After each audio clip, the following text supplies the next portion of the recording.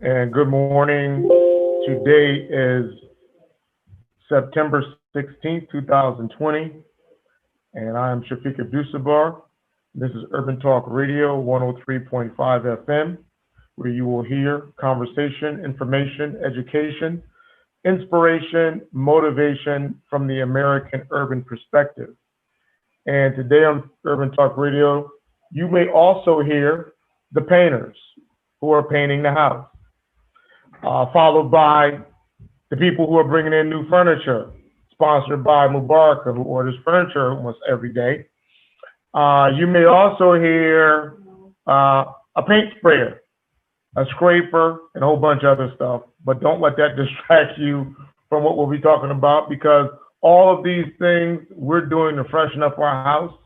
And today on Urban Talk Radio, we're actually talking about how during COVID, you can bring the community together and freshen up your community.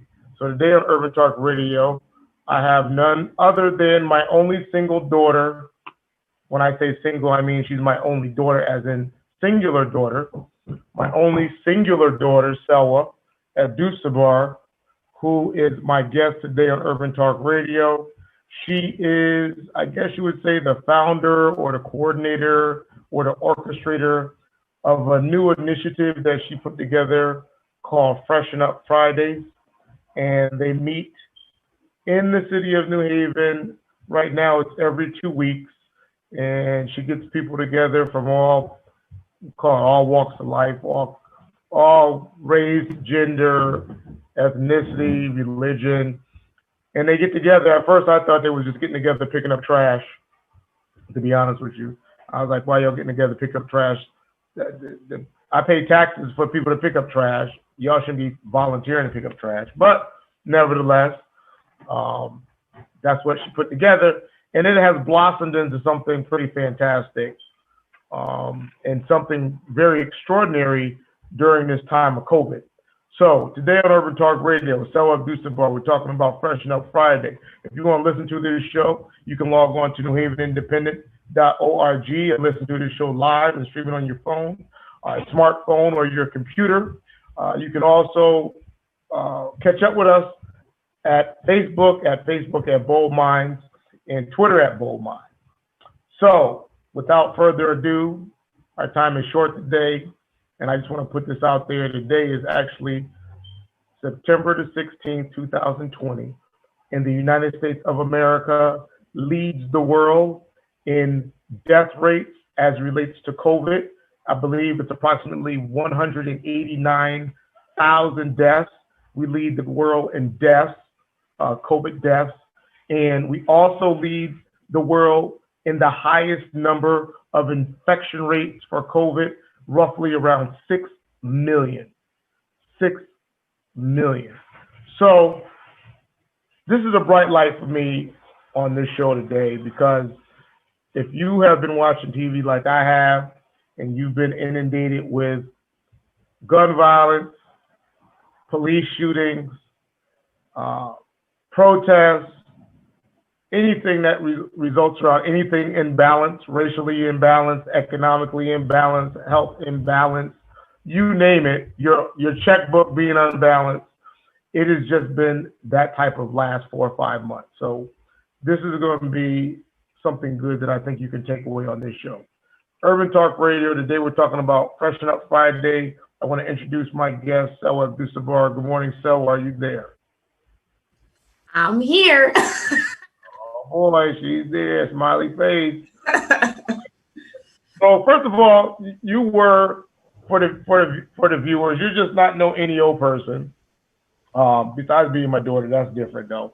But you actually were living in LA, and you, like the other 47 million children in America, moved back home with their parents during the pandemic. So you were in LA. You were living in LA. Tell us about LA. Tell us about what you were trying to do. What was going on in LA?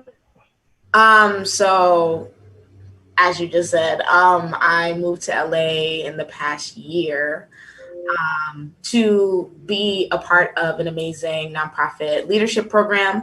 I started my work in community organizing and activism at the age around 16. And that grew into me doing a lot of grassroots work with youth empowerment and arts and activism.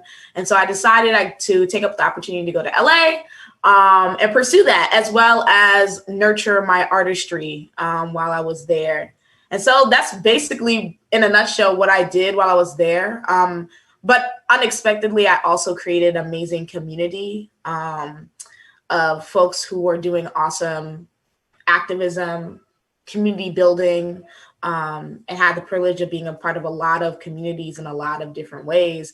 And also had the privilege of working with or just being in community with folks who are activists and artists, where those are perfectly molded and intertwined with social activism and arts. And that definitely, seeing that and being able to see folks walk in that, like Trap Heels and Larea's Bodega, was inspiring to me, because I finally had the opportunity to see through a vision of what I could see myself in.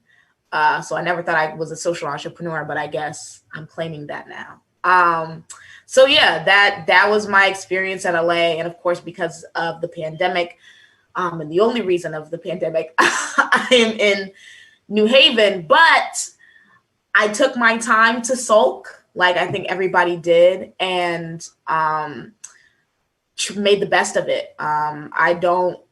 I think everything happens for a reason. I didn't take too much time sulking, because I knew the reason I went to LA was to become more of an equipped leader, to be a more equipped community carer, a community lover, an aid to my hometown. That all of it is to come back and circle back. I really believe in circling back.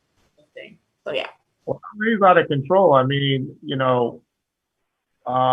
first of all, you barely got here. You almost got smothered to death by the virus. Yes. In the airport, right? And then now you're here. LA was on lockdown a little longer than most people. Now they got the wildfires. The fires, they say, is actually changing the sky color in different parts of California. I heard that they said that above the clouds or something, you couldn't even see Oakland. It was just, so they got some issues. They're advising people to stay in the house for a whole week. Stay in the house for a whole week because of the air quality. So on top of, you got an air quality, you've got, I think they have one of the largest homeless populations in the entire country is in LA. Yeah. Right? Hey, I don't know. Why would anybody want to live in LA? I know I'm all set. I think there's such a uniqueness about LA that I was expecting. So a lot of people would say, like, LA's fake. Some people don't like it there. Some people are like, I feel like there's like a versus challenge between New York and LA. Like, some people are like, oh yeah, I love LA and I hate New York. And some people are like, I hate New York, but I love LA. I don't really like New York like that. Like, I love to visit, but I'm not trying to live there. But LA, I think that when you kind of get out of, I think that even in the multiple crises that LA is experiencing, and I'm just saying this as an outsider, I'm not saying this as somebody because there's people who grew up there their whole life, so I'm not being a spokesperson for LA.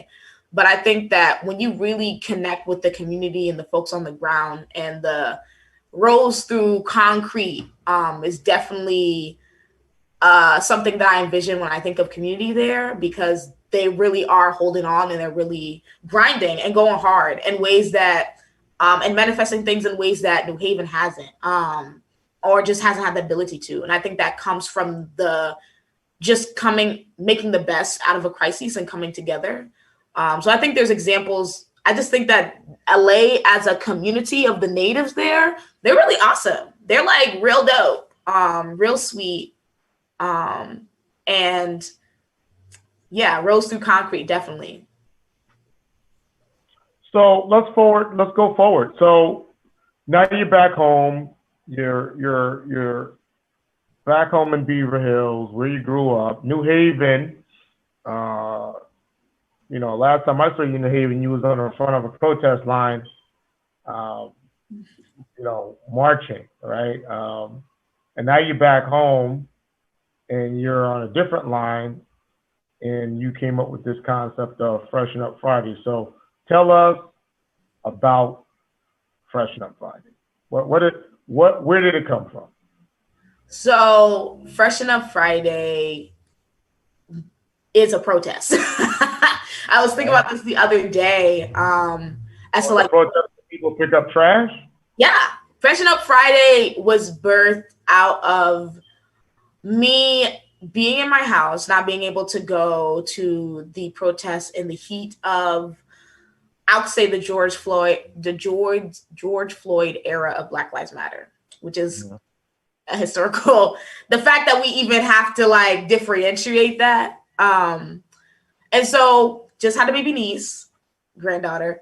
And I couldn't go to the protests. They were like, yo, if you go to these protests, they're not social distancing. This is the height of COVID-19. People's getting COVID left and right. And then all of a sudden, 5,000 people, 20,000 people are outside marching.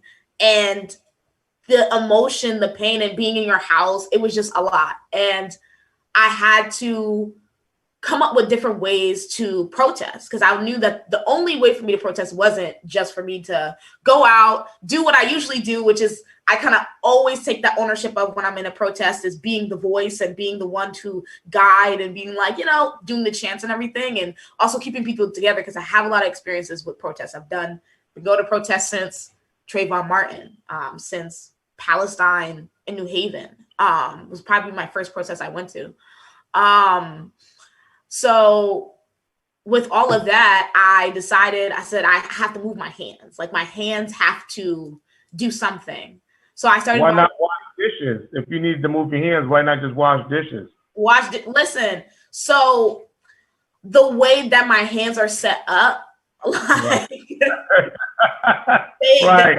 In the savings of how my hands move, it just get even to put them in the dishwasher, So let me stop. But I had to move my hands, and also create a better world for this new beautiful baby girl that just came in the world, that is literally my best friend. I believe she was in my dream last night, because she literally is my best friend.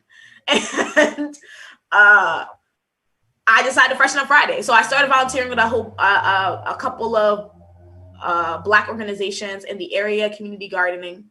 And then I thought that I was fed up with walking through my neighborhood and being complacent in the economic divide that New Haven is. Coming from LA and coming back to New Haven, it was a big reality for me to realize, to be not complacent in the racism that is visual in our neighborhoods. The fact that Gulf Street separates, it seems to, which is also the same neighborhood, separate that communities, and also the service of the communities. There's a lot of streets on the latter side of Gulf Street that have not been paved for God knows when.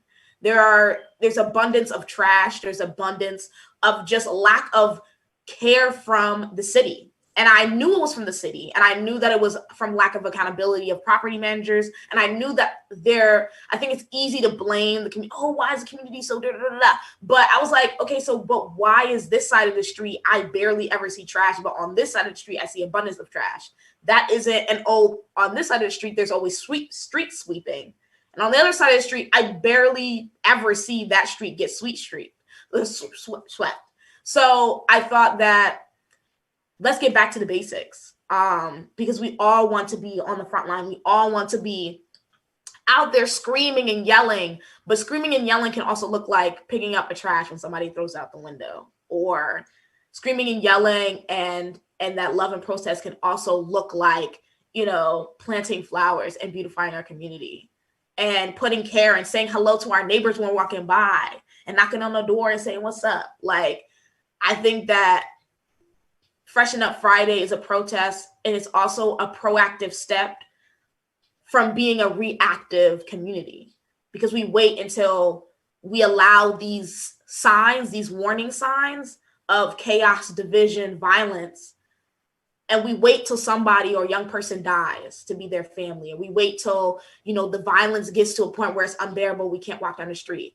When I really believe that community, that stuff does not thrive when we know each other, when we build that trust, when we show up for each other, when we see our neighbors outside the street, when we're like, who that, what you trying to be, you know?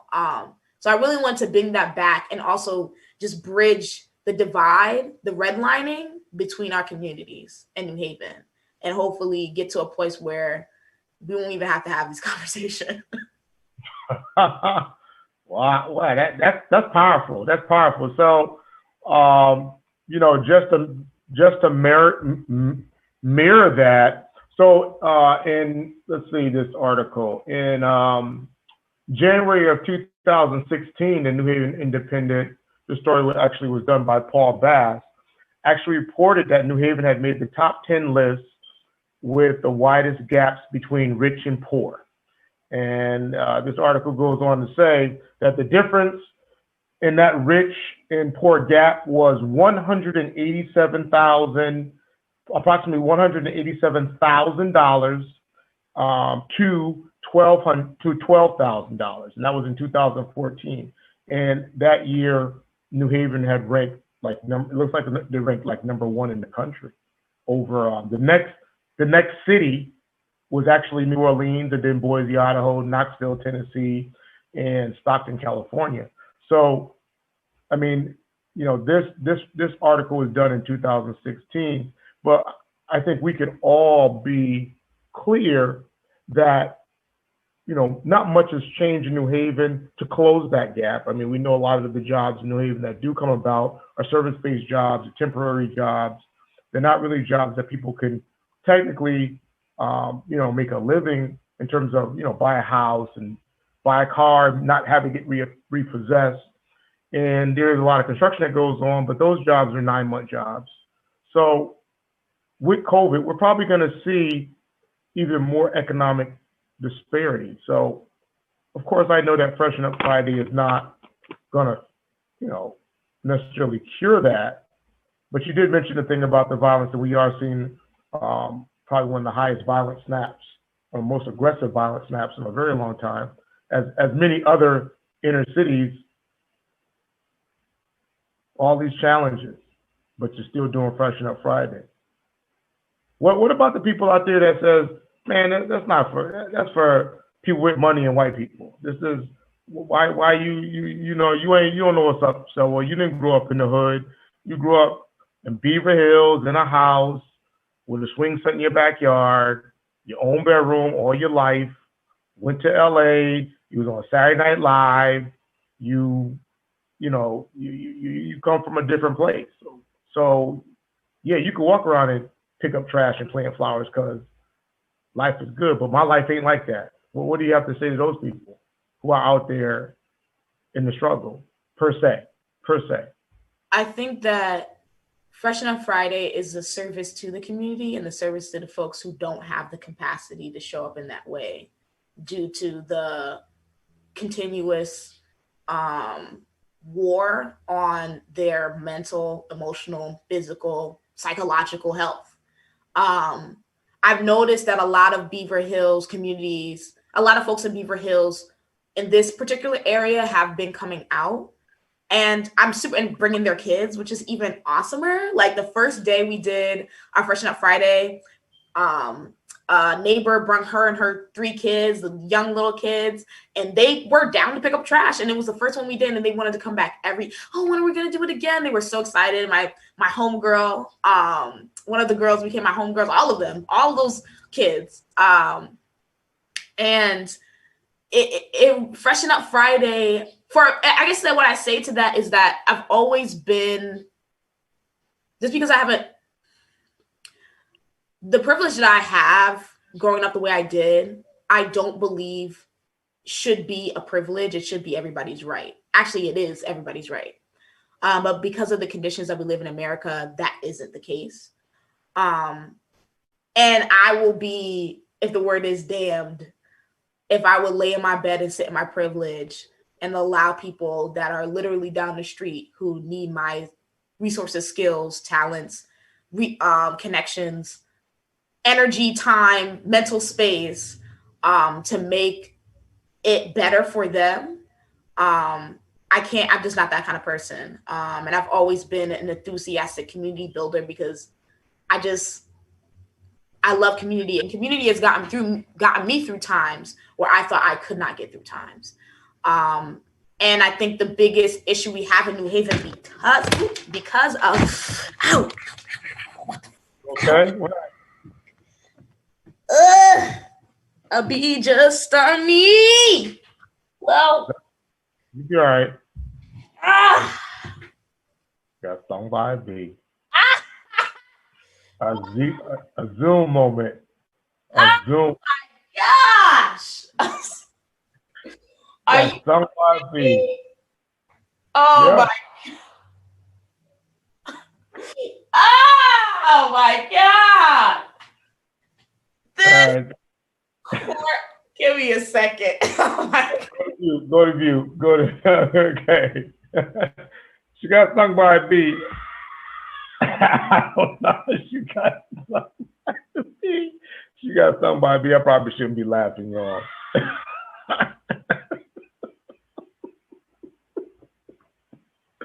I didn't think I had enough energy to laugh, but apparently I do. She got stung by a bee. She'd be all right. She don't. So for all the people that's listening and for all the people that's watching, she does not have a bee allergy. That I know. So she will be perfectly fine. She will be in some pain until she gets a hold of some baking soda and does the baking soda thing. And I have plenty of baking soda because it's COVID. And when I went to Walmart back in March and everybody was in there buying up all the toilet paper before they had limits and all of the laundry detergent, I thought ahead, and when people was loading up their carts, all this laundry detergent, wasn't much left. I went over to the baker section and I started loading up my cart with baking soda. So if anybody was going shopping, we'll call it pre-COVID, before the governors and everybody shut everything down and everything became like, wear your mask, you only get one item and you get one box of waffles and, you know, got on by a small syrup. So I went to Walmart before that. I want to say like March 14th. Buy anything you want, as many as you want. Nobody wasn't really thinking about it like that. So I loaded my cart up with baking soda. And, you know, if for the people that were shopping, you know, anytime you start putting more than 5 things in your cart, people start going around looking, saying, why is he putting that in his cart? Why is he putting so many relishes in his cart? Oh my God, what is he going to be making with all that relish?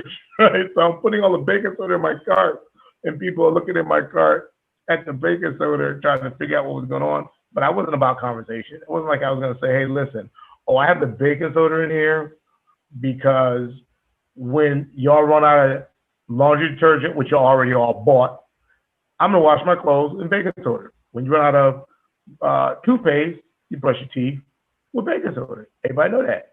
And when your daughter is in her room trying to do Freshen Up Friday on Zoom, and she get bit by a bee or stung by a bee, I'm gonna have baking soda for her.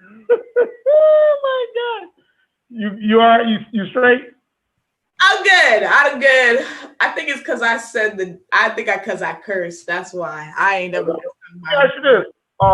So Peter Parker got bit by a spider, and then he became Spider-Man. Are you gonna become like Bee Woman or the Brown? You could be the Brown Hornet later. Yeah, I'm gonna turn it to Beyonce. The pollinator. I'm the pollinator. No, I'm gonna turn it to Beyonce because I'm Queen Bee now. Oh, bee. I get it. Oh. Well, you know what? Well, you kind of vegetarian, so you could turn into Beyond Meat. No. Wow. Dad jokes. So let's talk about this. So Freshen Up Friday, so far you've done what? Take us through Freshen Up Friday. Just take us through it. It's Fresh Up Friday, what happens? We do what? Today is Friday. What's going to happen? So every week I plan on doing something. The first week we did. Every 2 weeks. Huh? Every week or every 2 weeks? Every 2 weeks. Every 2 weeks, bi-weekly, as they call it, bi-weekly. We started on July 24th. I actually made a post yesterday updating everybody on the progress that we've made so far. So Can you share that? Tell people where they can go to see that. They can go see that update. You can one, hit me up on my Instagram, which is Sweet Summer Melanin. That has all of my initiatives, things that I'm doing, anything you want to know about me, anything to do with me, Instagram. But I also have a newsletter, a MailChimp. So if you want to DM me or contact Mr. Shafiq here, you can send them your email. I can link you to the mail newsletter thing that I'm about to send out today. Oh, yeah. 4 hours. But so starting July 24th, we started doing cleanups. We really impacted we actually only did one street, which was Norton. We did from Gough to Gough Street on Norton to Whaley. And we clanked that street, pulled weeds, filled up 5 trash bags full of trash. And I had always seen that trash would accumulate in that area. So I wanted to really impact that, do service to that community. Next week, we also picked up trash. I think 2 more sessions that we did, we picked up trash. And then somebody who's very intelligent, smart, and has great ideas decided, hey, what if we did flower planting at the roundabout? And I was like, actually, I never thought of that. So this person supported, donated resources, time, expertise, and skills to put some flowers at the roundabout. And from there, when people saw that, as we were planting, the kids getting their hands dirty, naming the different flowers, they named the flower ZZ and all these different names, which I'm going to go back and actually make little signs with the names of each flower on it. Because I just think that's so cute. But we planted flowers, and then we proceeded the next time that the city got in contact with me and donated flowers, dirt, and connected me to the water system. So I was able to water the flowers, not use our own water the flowers, and plant more flowers. And so we ended up going from planting flowers in the around the sign, we ended up building a mound so that we can plant more flowers and greenery in the center. So that when we have it now, it looks really beautiful and great. I cut the grass, so now it even looks like cuter, nice and manicured. That when people drive around the Beaver Hill sign, they'll see it. And then when the flowers go to sleep in the fall, they'll come back even bigger, grander, and beautifuler in the springtime. So I'm looking forward to seeing what the roundabout looks like in the springtime. But we're not going to stop there. My hope is to begin to do some more beautification in Gough Street Park. I've been wanting to do that for a while. It's just about, timing. And the next Freshin Up Friday we are going to go back to doing community. So when is the next Freshin Up Friday? Tell everybody. Friday is this Friday, September 18th, from 4:30 to 6. 4:30 to 6 o'clock. We will meet at Winthrop and Gough Street on that corner, that red line. And we're going to go through the streets. We're going to go through from there back. And we're going to hit, my hope is to get to Gough Street Park and do some trash pickup there. I think it's important. I did not want Freshin Up Friday to be making our community look better than it already is. But I think that was essential community. It was an essential moment. And with that support, I want to bring that into our communities that are underserved, our communities that are neglected. We need to put more love into the streets, and we need to see more love in the streets. And it's crazy how I remember when the last couple times that we did the Freshin Up Friday planting, People were driving by honking their horns. Oh, wow, that's amazing. Blah, blah, blah. And I didn't think, like, these are things you don't think about when you're planning stuff like that. You don't think about people seeing and being inspired just by you being out there. And I told myself when I started this, even though I was like, why do a cleanup? Why did it? And as I was consistent with it, there's a lot of things I'm not consistent with. I promised myself I would be consistent with this, because I knew that even if I was the only one out there, which there was a time where I was doing cleanups by myself, I was just kind of like, oh, I'm just going to do this for myself. Nobody's going to want to do this, da, da, da. But I told myself that I would do it anyway, no matter how many people were there. There were times there was only 2 people, just me and 2 other people from the community who weren't even living in that community, who came out and were like, yo, I'm down to pick up trash. This is lit. This is awesome. And we did more streets than I did when we had 10 people. So being consistent and continuing the vision and continue to go forward, I think that's what sets Freshen Up Friday apart from, you know, oh, we're just going to do a community cleanup day, and we're just going to do this little cute moment. It's really more than an initiative. It's walking in, when people talk about activism, when people talk about, you know, walking in the vision and liberation and all that other stuff, it's a lifestyle. And when I went to LA and I had to walk in that vision for myself in terms of what that may look like for nonprofit, or what that looks like for me in grassroots, or whatever my career path is, I realized it was bigger than, you know, a job. This is bigger than money or whatever the thing is, that this is my lifestyle. I dedicate my life and my lifestyle to liberation, period. And everybody getting the rights that they are their birthright, which is life, love, and the pursuit of happiness. Wow. Well, it sounds like you on a journey. I won't call it, because at 22 years old, you just need to live your journey. That's what I say. Live your journey. You know, young people, I will admit that young people of your era are in a very different place than I was being 53 when I was 22. When I was 22, things are a lot regimented. Your parents told you were going to do this, and this, and this. And it was scoped out. You didn't have a room. There was no wiggle room. It was a direct hit. So you often spend a lot of your life as a young adult, during my era, the 80s, early 80s, late 80s, rather, I would say 85 to 92.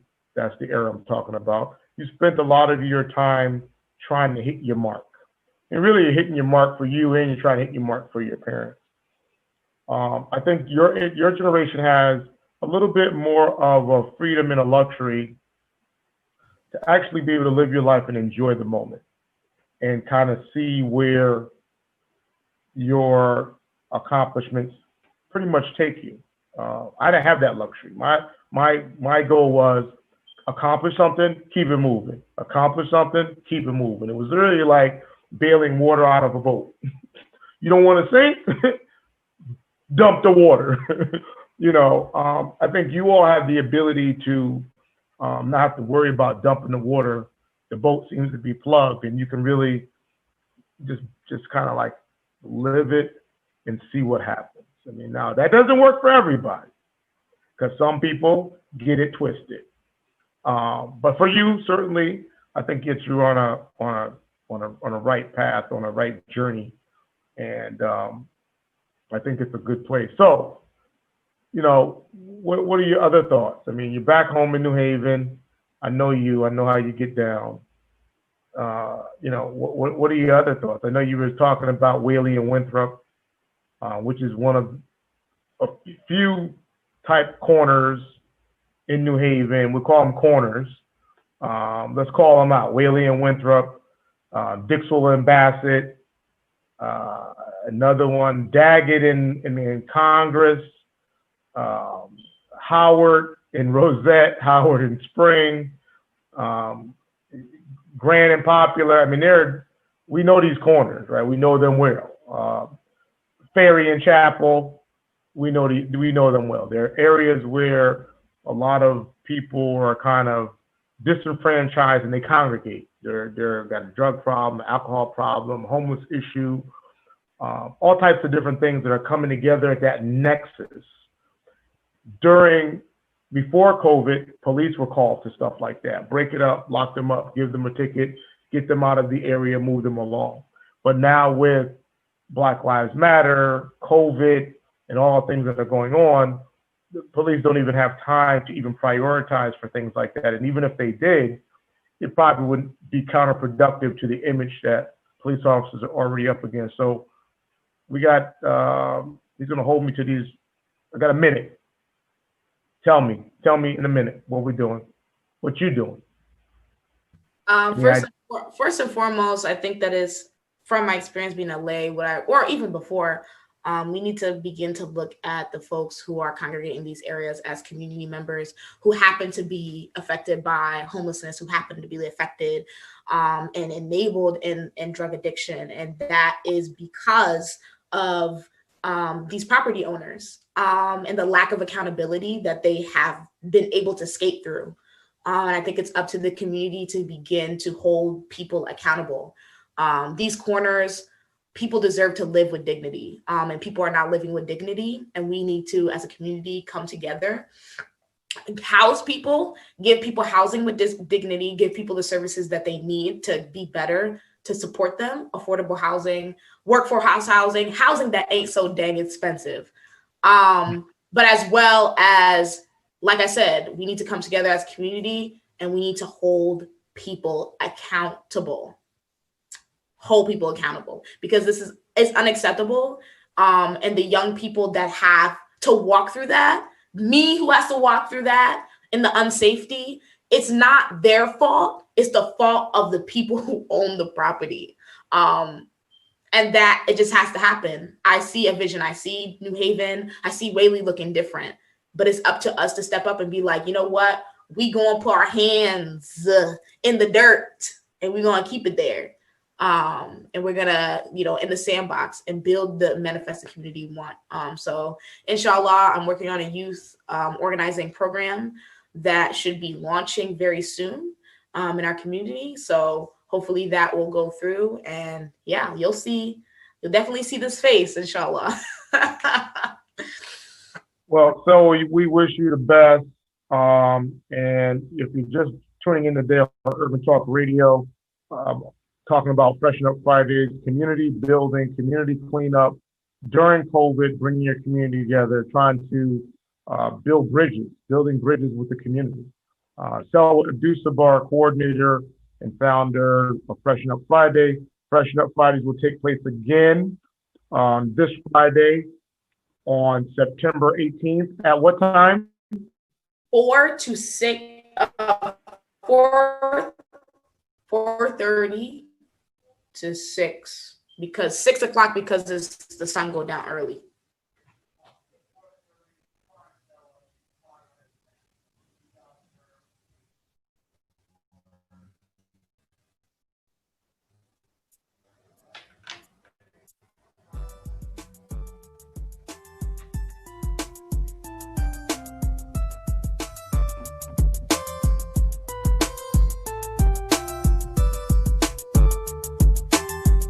So you can find Stella, you can find this